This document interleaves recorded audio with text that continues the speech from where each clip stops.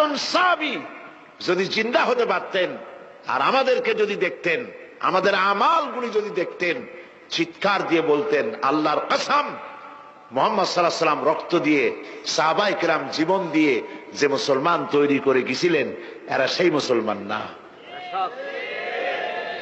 আমাদের ইসলাম শুধু মসজিদের মধ্যে, আমরা যে মুসলমান তার পরিচয় শুধু মসজিদের মধ্যে। মসজিদ থেকে বেরিয়ে যাওয়ার পর আমার আচরণ আর হিন্দুর আচরণ আর খ্রিস্টানের আচরণের মধ্যে, ইহুদির আচরণের মধ্যে কোনো পার্থক্য আছে কি? বরং আমি তো আরো বাড়িয়ে বলবো, এক ধাপ এগিয়ে। এই পৃথিবীতে যদি চ্যালেঞ্জ হয়, কম্পিটিশন হয়, পৃথিবীতে সব থেকে বেশি মিথ্যে কথা কারা বলে? জবাব রূঢ় হলো বাস্তব, জবাবটা হচ্ছে মুসলমানেরাই। ওজনে কম দেয় কারা বেশি? মুসলমান। খাদ্যে ভেজাল দেয় কারা বেশি? মুসলমান। তাহলে আল্লাহর রহমত আমরা কেন পাবো?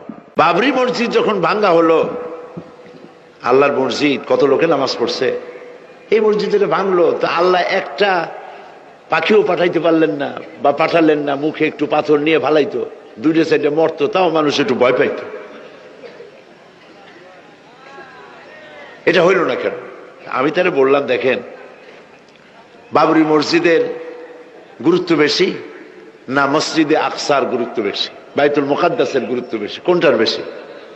সে বললো বাইতুল মুকাদ্দাস, এটা কিবলা উলা, এটারই তো গুরুত্ব বেশি। তাই আমি বললাম, এইটা যখন ইহুদিরা দখল করলো, তো আল্লাহ কি কোনো পাখিরে তয়রান আবাবিল পাঠাই দিছিলেন নাকি? মুখে পাথর টাথর নিয়ে নিক্ষেপ করে পাঠাইছে? না, তা তো পাঠায়নি। তাহলে আপনি চিন্তা করতেছেন কেন? মূল বিষয় তো চিন্তা করেন নাই। কয় যে মূল বিষয়টা কি? বললাম, মূল বিষয় হচ্ছে এই যে কাবা শরীফকে ভাঙ্গার জন্য যখন আবরাহা আসছিল, তখন আব্দুল মুত্তালিব নবী করিম সাল্লাল্লাহু আলাইহি ওয়াসাল্লামের কি হয়? দাদা। উনি দেখা করতে চাইলেন আবরাহার সাথে। আবরাহা পারমিশন দিলেন, তিনি ঢুকলেন, তাকে বসতে সম্মানের জায়গা দেওয়া হলো, কুরাইশদের নেতা তিনি। আবরাহা বললেন, বলেন আপনি কি বলবেন? আব্দুল মুত্তালিব বললেন, আমি জানতে পেরেছি যে তোমার সৈন্যরা আমার জনগণের এবং আমার উট, দুম্বা, ভেড়া সমানে দখল করতেছে, জবাই করতেছে, আর পাইকারি ধরে খাইতেছে। এগুলি সব ধরে নিয়ে আসছে। আমি তোমার কাছে এটা বলতে আসছি, তোমার সৈন্যদেরকে বলো আমাদের উট টুট যা ধরছে, ছাগল ভেড়া সব যেন ছাড়িয়ে দেয়। আবরাহা কই যে আশ্চর্য কথা, আমি মনে করেছিলাম যে তুমি কাবা শরীফ ভাঙতে আসছি, আমি আমারে অনুনয় বিনয় করে তুমি বলবা যে কাবা ঘর রক্ষা করো, তুমি ভাঙ্গো না। তা না কই তুমি তোমার গরু ছাগল উট ভেড়া, তোমার কাছে কি কাবার চাইতে উট ভেড়া ছাগলের দাম বেশি? আব্দুল মুত্তালিব বললেন যে মোটেই না, ওইটার মূল্য আমাদের কাছে অনেক বেশি।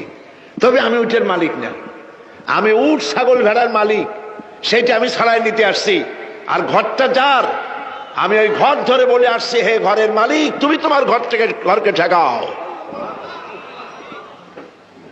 আল্লাহ পাক তখন ঘর ঠেকাই দিছিলেন, কারণ এই ঘর ঠেকাবার মতো কোনো লোক তখন ছিল না।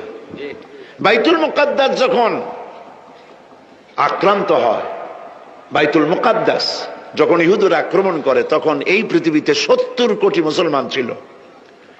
যেই পৃথিবীতে 70 কোটি মুসলমান বাস করে, সেই মুসলমানেরা যদি তাদের কেবলায় উলা ইহুদিরা দখল করে নেয়, তা ঠেকাবার দায় দায়িত্ব তাদের মধ্যে, সেন্স অফ প্রেস্টিজ যদি ইস্যু না হয়, সর্দি গরমি না হয়, এটা ঠেকাবার দায়িত্ব আল্লাহর নাই। আর বাবরি মসজিদ যখন ভাঙা হয়, তখন এই পৃথিবীতে মুসলমানদের সংখ্যা 125 কোটির কাছাকাছি। 125 কোটি মুসলমান যে পৃথিবীতে বাস করে, সেইখানে যদি মুসলমানেরা তাদের মসজিদ ভাঙ্গে, তাতে করে যদি তাদের গা না জ্বলে, তো আল্লাহ পাক এখানে তয়রান আবাবিল পাঠাবেন না।